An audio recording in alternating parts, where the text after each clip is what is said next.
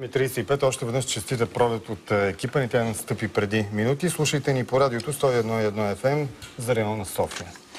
И първият гост в предаването ни днес, Стефан Гамизов. Добре дошли. Добро утро, честита пролет на всички. Жив и здрав. Голема мъглевина около АЕЦ Белене, така поне публично изглежда. Думите на премиера, начинът по който ги схващат коментаторите, не знам вие как ги схванахте, да речем американския посланник вчера цитира и прецитира на няколко пъти думите на премиера, че Белене няма да има, коментирайки онази среща, за която премиера разказа, до Москва с пратеници на българското правителство. Вие какво отношение имате и активност по тази тема, като човек, когато свързваме с енергетиката? Аз няма какво да коментирам думите на господин Лорник. Единственото нещо, което ще направя, че ще се съглася с него и това, което казва, че и аз така съм разбрал премиер. Но аз ще повторя, може би, за 10-ти път, ако не и 15-ти в публичното пространство. Българското общество не може да бъде заложник на едни хора, които извършиха преди близо 7 или 8 години едно закононарушение, като създадоха проекта в Белене по този начин. Кои хора? Това беше целият екип около тогавашния министър на енергетиката Милко Ковачев и той беше така продукт на една лобистка група. Около сегашният, той в публичното пространство се изявява като председател на, ако не се лъжи, Булатом, една псевдо-гражданска или лобистка организация за ядрената енергетика, господин Богомил Манчев. Те тогава създадоха проекта по един в нарушение на действащия, който и сега действа закон за енергетиката, който ясно разписваше как се строи нова електрическа мощност в България. Кой нарушиха точно от закона? Не осъществиха търг в Държавната комисия за енергийно и водно регулиране. Ако отворите закона, там пише съвсем ясно как се строи нова мощност, но тъй като те искаха на всяка цена да изберат руска ядрена технология, направиха поредица административни манипулации, в резултат на което като край на тези административни манипулации беше скандалният начин, по който организираха търг в Националната електрическа компания за строителството на Белене. Хората много е къса паметта, не си спомнят, че тогава... Минало за минало, дайте да видим не какво правим сега. Само довършвам и го казвам. Тогава те обявиха търг за дострояването на Белене с ползването на съществуващото оборудване. След това, когато бяха избрани Атомстройекспорт, изведнъж се оказа, че нямало да се достроява Белене, ще се строи нова централа, но това не беше повод да бъдат поканени всички, които можеха да предложат технологията. Това беше абсолютно директна манипулация. И ние всички като общество от тогава седиме заложници на тази манипулация, защото всеки път се казва, ами има едни изхарчени пари, дайте да продължаваме в същата посока, защото в противен случай тия пари ще ги загубим. Тезата и на премиера. И аз довършвам с едно насърчаване към премиера и към новият му министър, който аз няма да крия, ние покрай един голям скандал, който не е публичен, декември месец се видяхме над, може би, 10 пъти съм официално с Делян Добрев. Голям скандал, без да е бил публичен. Вие най-вероятно не знаете. Аз много пъти съм обяснявал, че в енергетиката моята функция е, че с консултантската си компания създавам в Източна Европа проекти за един от големите играчи в бизнеса. Това е японската компания Toshiba. Тя, между другото, е и собственика на Westinghouse, компанията в Съединените щати с американската цивилна ядрена технология. И какъв беше скандала? Скандалът беше следния. Декември месец изведнъж, т.е. ние не разбрахме не декември, началото на януари, но въпросното нещо се е случило декември месец и е било крито. В Марица Изток 2, която беше абсолютно модернизирана от Toshiba през последните 8 години, се счупи в 6-ти блок. И когато се отвори турбината и почна анализа да се прави, се оказа, че машината е била умишлено счупена чрез саботаж. От кого? Как да ви кажа от кого? Извършено престъпление. Намерихме вътре малко под 1 килограм, така наречената инструментална стомана. И какво ви беше скандала с Делян Добрев? Не, нямаше скандал с Делян Добрев. Ние съвсем колегиално се срещахме с него. Ние имахме скандал с хората в Марица Изток 2. Идеята каква е била? Смисъл, че произвеждате калпави точно така. Идеята... Не, аз не ги представлявам, създавам проекти за тях. Това е различно. Някой искал да ги дискредитира. Точно така, искаха да ги дискредитират, защото всъщност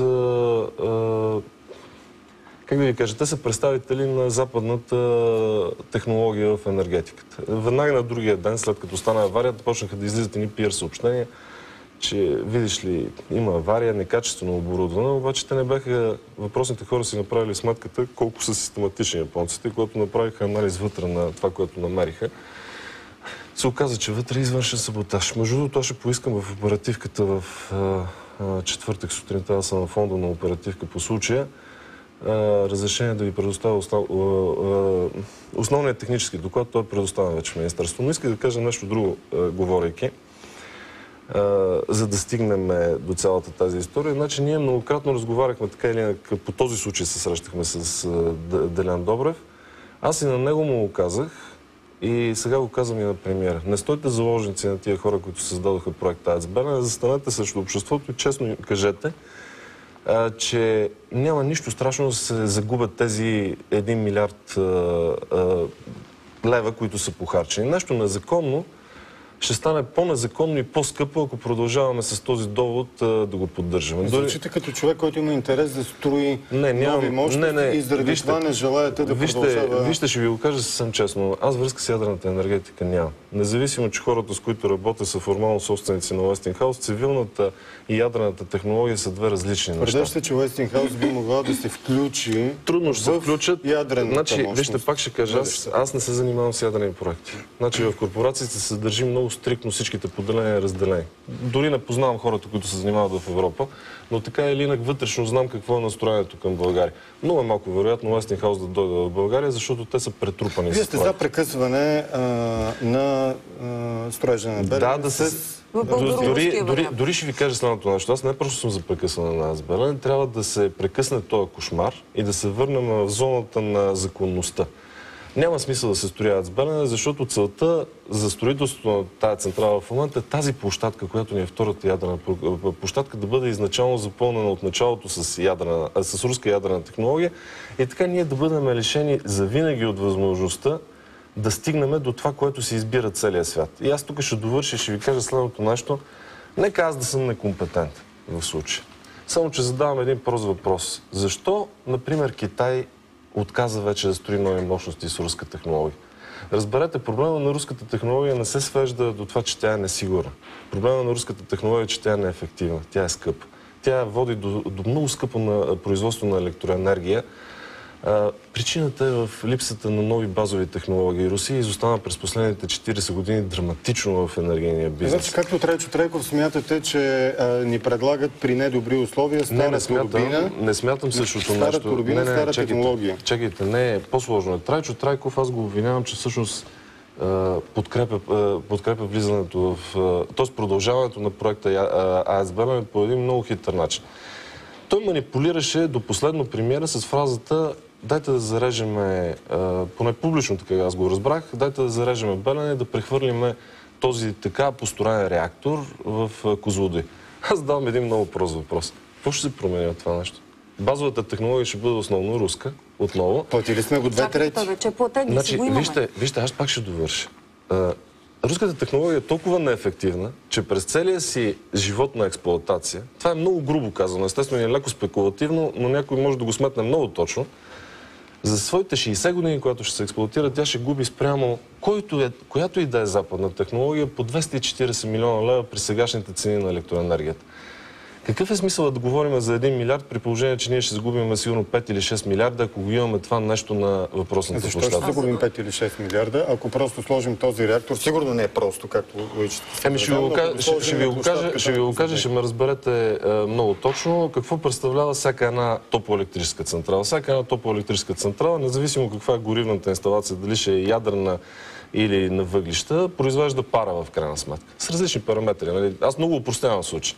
Тази пара, най-общо казано, накрая ще стигне в една турбина, тя ще завърти един генератор и ще се произведе електричество. Средно в конвенционалните централи руските технологии губят 8% от ефективност. Значи, ако вкарате в една руска турбина същото количество пара, както в една западна... Кого цитирате в момента? Това са изследвания, доказани факти. Идете в Марица Изток 2 и даже можете да отворите на сайта да видите как работи първи и втори блок. Там са 6 японски блока и един руски има и един, който още не е довършен. Два, които не са довършени блокова. Там може да видите с очите си за какво става дума. Изключително няма изследване. Това е реално, може да го видите във всеки един момент. В ядрената енергетика нещата стават още по-драматични в ефективност, защото малката техническа подробност е, че в ядрената енергетика така наречената пара е с по-ниски параметри. Тя е с по-ниска температура и с по-ниско налягане. Добре, и там се губи ефективност още повече. Това, което ви казва Трайчо... Точно обвинявате Трайчо Трайков тогава? Значи аз в нищо не го обвинявам. В момента с изключение на това, че манипулира обществото драматично, че преместването на ядрения реактор Не мога да ви кажа, но той трябва да отговори на въпроса защо го прави. Аз имам собствено обяснение по въпроса, който го гледам отстрани. За 3 години, когато Трайчо Трайков беше министър, той не разгради по никакъв начин нищо в енергетиката, което завари. Енергетиката е същата, каквато си беше преди идването на Трайчо Трайков, със същите хора, същата методология на работа. Дори ще кажа нещо друго. Аз видях последните 3 месеца как той систематично... Сигнали за корупция, дайте ги където трябва, за да бъдат разследвани. Прави го постоянно, трябва да ви кажа. Ние с главния прокурор имаме много добра комуникация, но той е безсилен да направи каквото и да е било. Аз го казах и преди, поради спецификата на саботажа, който се прави да работи прокуратурата. Прокуратурата няма нито пари. Кой саботира прокуратурата? Вижте, прокуратурата няма пари да прави експертизи. Експертизите в момента, не знам дали сте запознати какво значи икономическо престъпление, но за да можете да докажете едно престъпление, например в АЕЦ Белене, според наказателно-процесуалния кодекс и така в целия свят, трябва да имате експерти, които да установят какво се е случило. Въз основа на тези експертизи прокурорът трябва да направи заключение.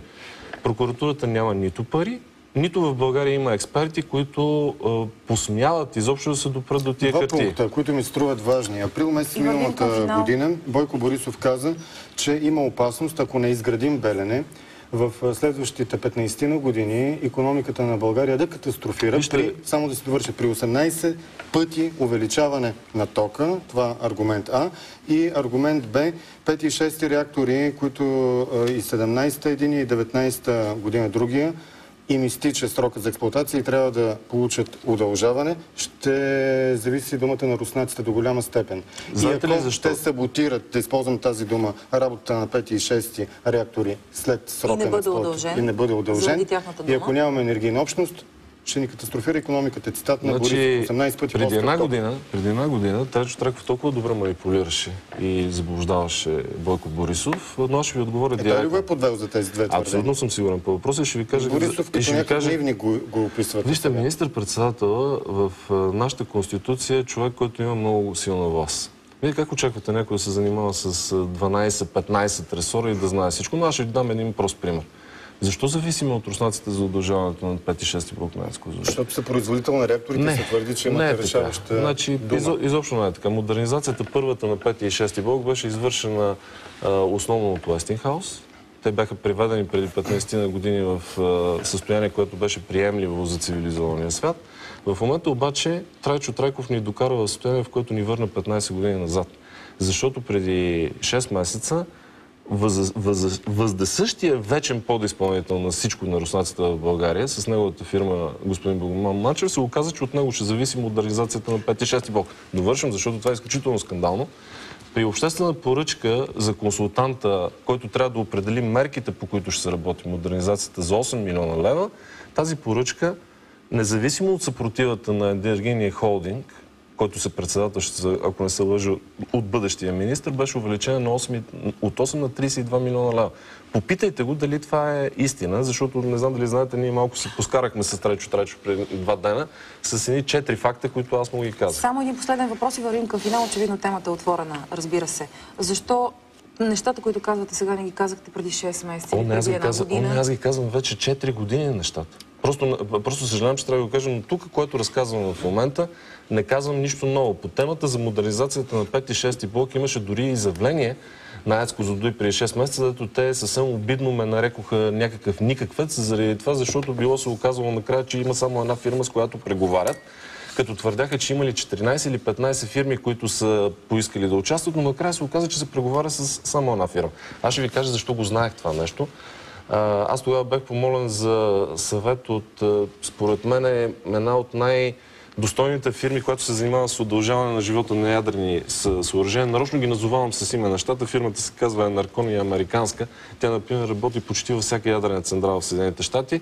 Техният представител в България директно ми каза, че в АЕЦ Козлодуй им е било обяснено даже може би не са 6, 9 месеца, миналото лято беше август месец, че нямат смисъл да подават оферти, защото това нещо ще бъде спечелено от френско-руски консорциум. Най-скандалното в цялата история, не искам да обиждам господата от Франция, но това е прозрачно просто какво е направено. Сложил си една западна фирма отпред, която да прикрие, че всъщност ти отново ще зависиш от руската технология. За всичките тези неща, пак питам, подавани ли са сигнали? Пак ви отговарям. Веднага пак ви отговарям. Последната реплика на американската компания, на която е обяснение, че всъщност България има корупция. Ние дискутираме всеки месец, почти, даже понякога път по-често с главния прокурор. Аз имам така много добра комуникация с него, всичките тия теми. Но ако искаме да има разследване в енергетиката, аз призовавам господин Бойко Борисов, съвсем добронамерено го призовавам. Всички знаят, че с него много не се харесваме. Но така или инак, той трябва да подпомогне, изпълнителната власт трябва да подпомогне прокуратурата. Без пари за експертизи, без защитата на службите за сигурност на експертите, които ще направят заключение, промяна няма да има. Добре. Стефан Демизов в призив към премиера за по-подробно разследване и в аргументите му против руските технологии, свързани с нашата